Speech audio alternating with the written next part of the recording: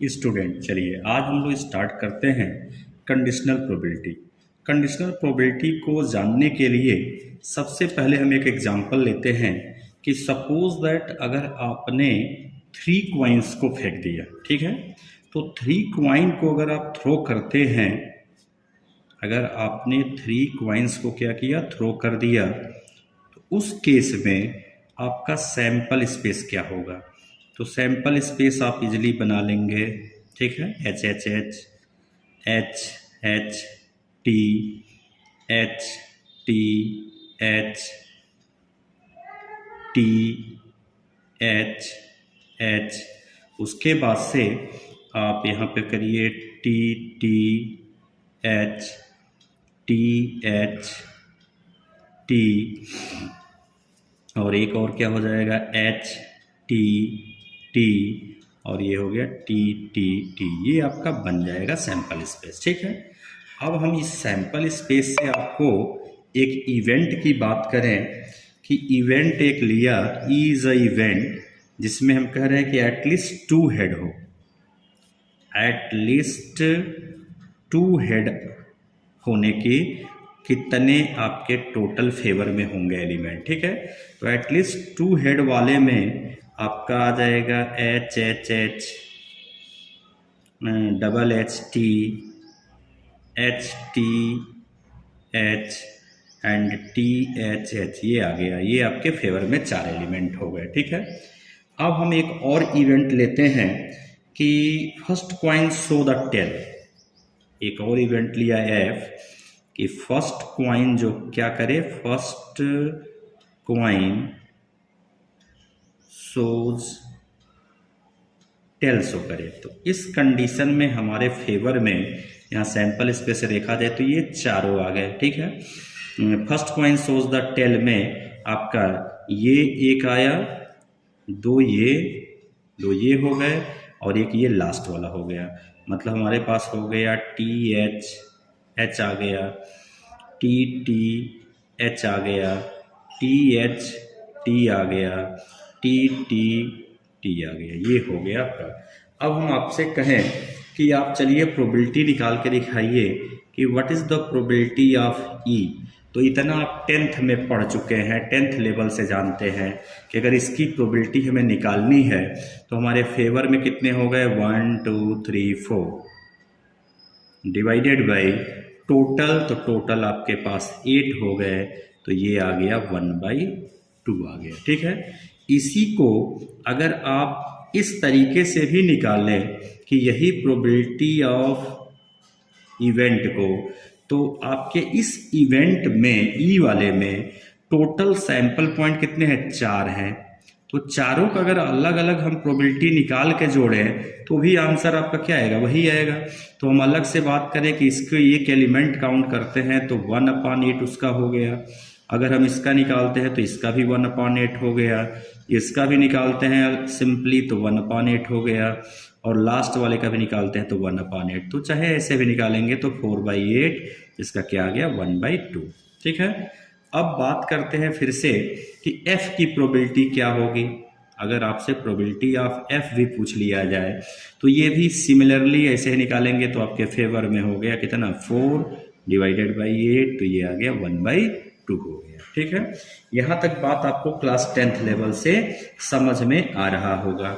अब हम आपसे कहें कि ई इंटरसेक्शन f आपने 11 में पढ़ लिया है, तो इसमें एलिमेंट यानी इन दोनों में कॉमन एलिमेंट की बात किया जाए तो ये एक ऐसा एलिमेंट है जिसको मैं ज़्यादा डार्क कर दे रहा हूँ, यही एलिमेंट दोनों में कॉमन है, ठीक है। यानी ये क्या है, टी एच एच, ये एलिमेंट कॉमन है। अब इसकी प्रोबेबिलिटी अगर हम निकालने को आपसे कहें कि आप निकालिए ई इंटरसेक्शन एफ की प्रोबेबिलिटी क्या होगा, तो केवल एक ही एलिमेंट है तो 1 टोटल एलिमेंट, सैंपल स्पेस तो 8 हो गए। तो यहाँ से आपने कर दिया तो इसकी प्रोबेबिलिटी क्या आ गई, 1/8 आ गई। अब थोड़ा सा आगे चलते हैं। अगर हम आपसे इस तरीके का कुछ सपोजिशन ले लें कि लेट फर्स्ट क्वाइन जो हो रहा है हमारा, first coin shows the tail. अगर फर्स्ट क्वाइन क्या करे, शोज टेल, और अब पूछें कि then what is the probability of E, then क्या हो जाए कि व्हाट इज प्रोबेबिलिटी ऑफ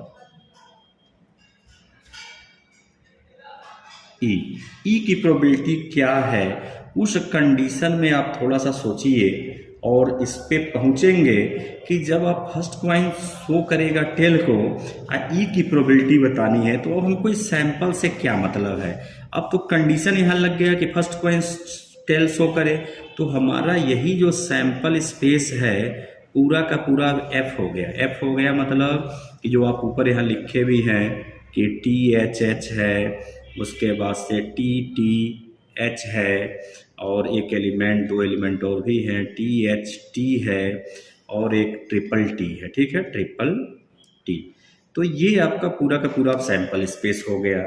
अब इस कंडीशन में अगर आपसे हम कहें कि चलिए प्रोबेबिलिटी अब निकालिए, प्रोबेबिलिटी ऑफ ई, तो हमने क्या कहा कि first point shows the tail, then what is the probability of E. E मतलब, ई का मतलब है हमारा एटलीस्ट टू हेड, तो एटलीस्ट टू हेड यानी हम ई की प्रोबेबिलिटी बता रहे हैं, तो एटलीस्ट टू हेड तुम्हारे फेवर में क्या आया, यही तो एक आया, तो 1 अपॉन टोटल, टोटल कितना हो गया, 4 हो गया। यही प्रोबेबिलिटी क्या कहलाता है, इसी प्रोबेबिलिटी को हम बोलते हैं कंडीशनल प्रोबेबिलिटी। यही कहलाता है कि this probability is called, this probability of event E, यानी ई इवेंट की ये जो प्रोबेबिलिटी हम लोग निकाल रहे हैं, इसी इवेंट को, प्रोबेबिलिटी को हम कहेंगे is called conditional probability. Okay, is called the conditional probability, okay, of E, conditional probability of E given that f has,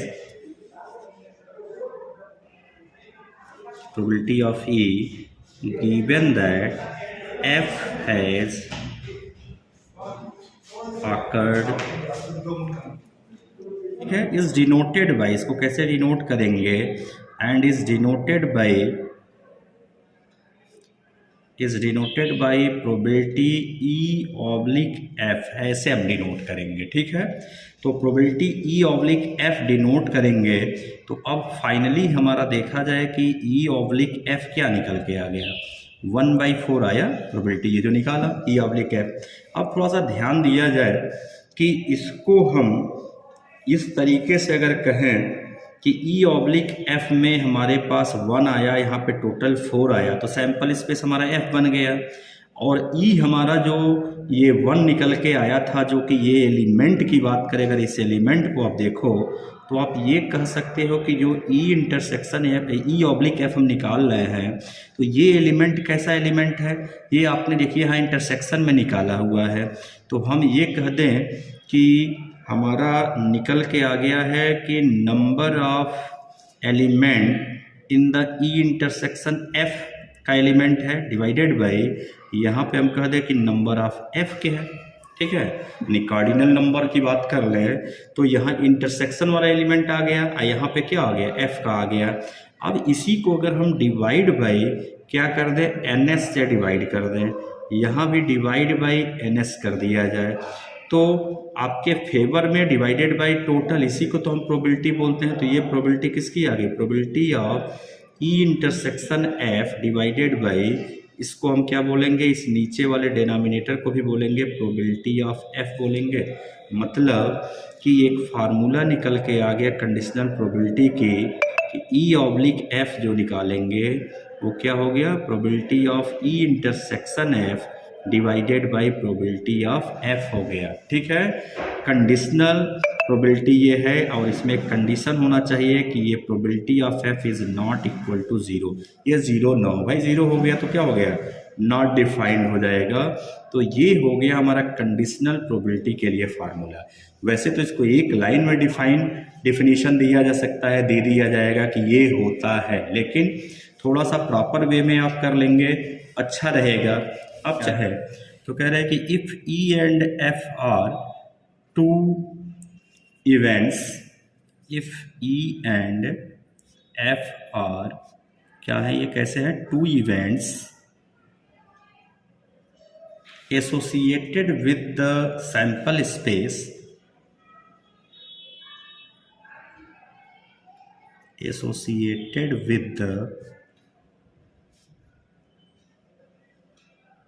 sample space से एसोसिएटेड हो of a random experiment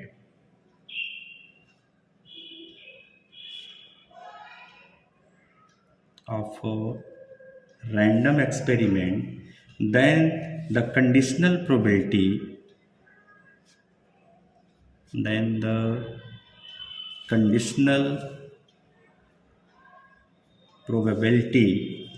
of E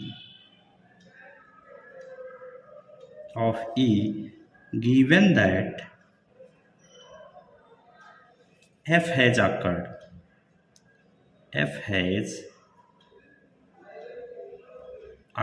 ठीक है। तो ये probability जो होगा वही हमारा क्या, डिफिनीशन की बात करें तो केवल डिफाइन कर दिया गया कि probability of E if F has occurred is equal to, क्या डिफाइन किया गया, probability of E intersection F divided by probability of F such that क्या होना चाहिए, probability of F should not be equal to 0, ये 0 नहीं होना चाहिए, ठीक है। तो ये तो केवल डेफिनेशन की बात हो गई। अदरवाइज जो मैंने आपको एग्जांपल बताया उससे समझेंगे तो प्रॉपर वे में आपको समझ में आ जाएगा। अब इसके कुछ प्रॉपर्टीज है वो डिस्कस कर लिया जाए, जो कि बहुत ही इम्पॉर्टेंट ये प्रॉपर्टीज हैं। तो देखते हैं पहला प्रॉपर्टी क्या है।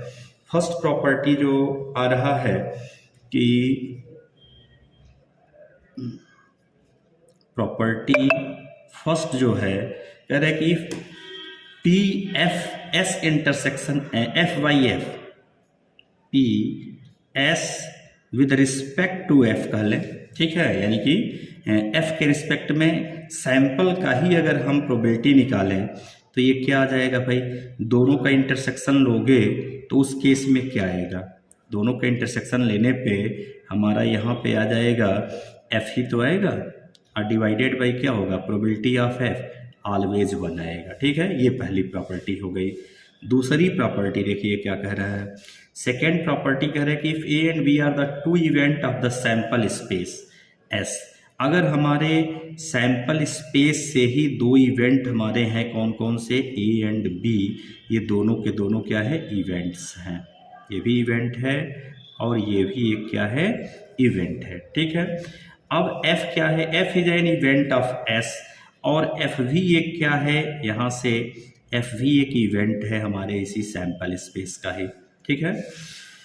सच दैट आपको गिवन है कि प्रोबेबिलिटी ऑफ f क्या है, इज नॉट इक्वल टू 0, तो उस केस में अगर हम निकालते हैं कि probability of a union b with respect to f, यानी कि कंडीशन हमने लगा दिया f वाला, ठीक है। तो जैसा फार्मूला आपने पढ़ा कि प्रोबेबिलिटी हमारा क्या होगा, यहाँ पे दोनों का इंटरसेक्शन, मतलब हो गया a यूनियन b इंटरसेक्शन क्या हो जाएगा, f डिवाइडेड बाई क्या होगा, प्रोबेबिलिटी ऑफ f होगा।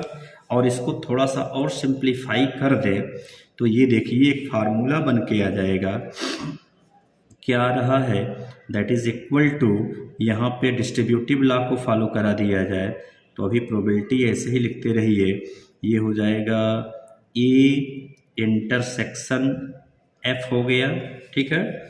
और इसके साथ जाएंगे तो यूनियन फिर हो जाएगा ए इंटरसेक्शन क्या हो जाएगा, एक बार सॉरी बी के साथ अब हो जाएगा तो बी इंटरसेक्शन एफ हो जाएगा, ठीक है।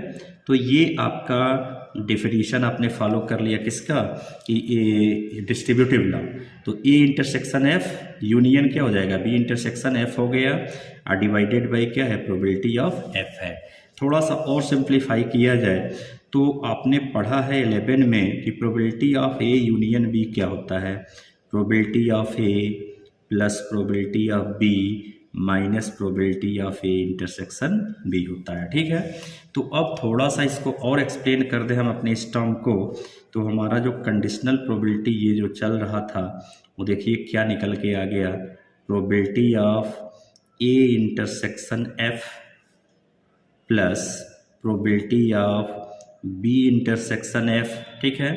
अब माइनस में हो जाएगा प्रोबेबिलिटी ऑफ इन दोनों का इंटरसेक्शन, तो इन दोनों के इंटरसेक्शन में A intersection B intersection F हो जाएगा, तो ए इंटरसेक्शन बी इंटरसेक्शन क्या हो गया, ये एफ हो गया, एंड टोटली डिवाइडेड बाई, तो ये क्या है हमारा, टोटली डिवाइडेड बाई चल रहा था प्रोबेबिलिटी ऑफ एफ, ठीक है। सबको अलग अलग फिर से हम कर लें तो क्या मिल जाएगा, probability of A intersection F divided by probability of F plus probability of B intersection F divided by क्या हो जाएगा, probability of F minus probability of A intersection B intersection F and this totally divided by probability of F. अब simple सी definition अभी आपने पढ़ा कि E intersection F divided by F, तो इसी को तो हमने कहा था कि प्रोबेबिलिटी ऑफ क्या होगा, ए की probability with respect to F, यही तो डिफाइन किया था शुरू में, ठीक है। तो इसको आप क्या लिखेंगे, इस वाले को लिखेंगे probability of B with respect to F, और ये A intersection B with respect to क्या हो जाएगा, minus probability of A intersection B with respect to F. ये निकल के आ गया आपका फार्मूला, यूनियन का फार्मूला निकल के इस फॉर्म में आ गया।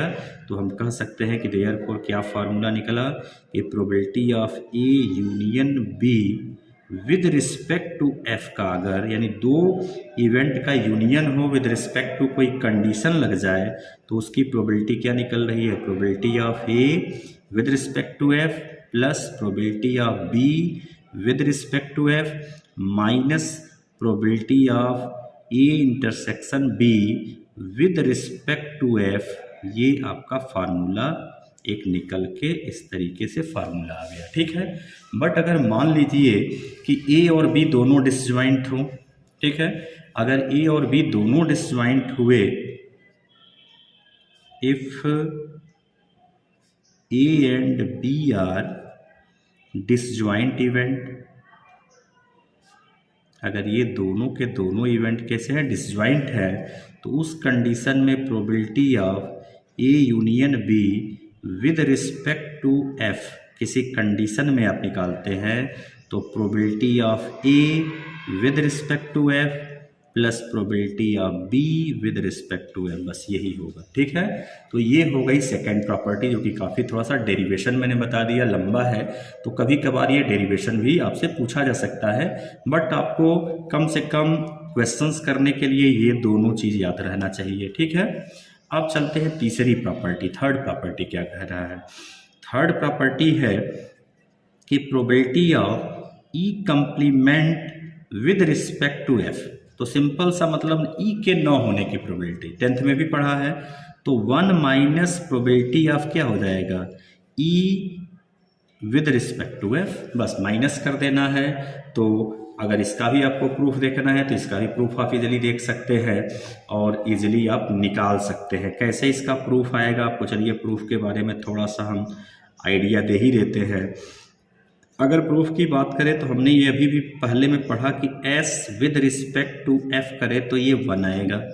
इस s के जगह पे हम अपने लेफ्ट हैंड साइड दोनों का यूज कर रहे हैं, तो हम इसको लिख दें कि e कंप्लीमेंट और यहाँ पे यूनियन लगा दें e with respect to f, ऐसा लगा दें। क्या होने वाला है बताइए भाई, दोनों का हम यूनियन लगा ले रहे हैं तो ई कंप्लीमेंट जो कि ई में बिलोंग नहीं करेगा, ई तो सब कुछ मिलके क्या हो गया, सैंपल स्पेस हो गया। अब ये फार्मूला आप पढ़ ही चुके हैं यूनियन वाला, बस यहाँ से फार्मूला लगा दो तो देखो आपका इजीली ये प्रूफ आ जाएगा कि किस तरीके से ये।